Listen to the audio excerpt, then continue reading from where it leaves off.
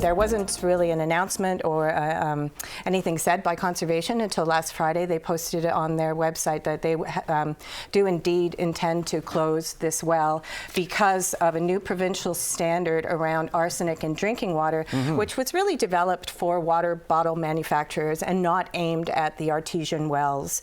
So there's really only a handful of small wells left that are serving the community in the whole of Ontario.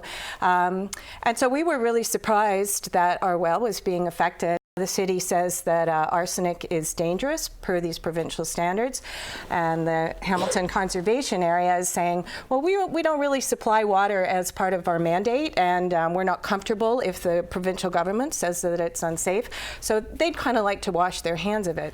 But the part about this well, which is a little bit different from other wells, is that it is a legacy well, and it was part of the original Hermitage property in Ancaster. There's also a smaller sulfur well a little bit further down the road, which they're planning on leaving on. So that raises the question as to why is the well at the sulfur well okay and the Ancaster well not okay, and is this arsenic level really enough to turn off a public water supply?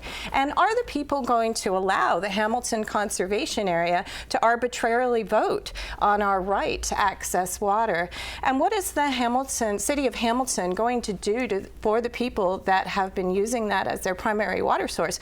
These wells are probably already more contaminated than the water that they're accessing at the well, which is why they use the well. So there needs to be a larger conversation about rural water supply and the protection of our wells. And that's really what we hope to facilitate on Thursday. A number of concerned area residents who use the water regularly are banding together. We've invited local politicians to join us. We have a local geoscientist. His name is Wilf Ruland, and he actually lives on the old site of the old Sulphur Springs Hotel back in the 1800s. And he's going to be speaking at our meeting as well. And we're going to take a really hard look into the science as to whether it truly is a health risk and what we can do to protect it.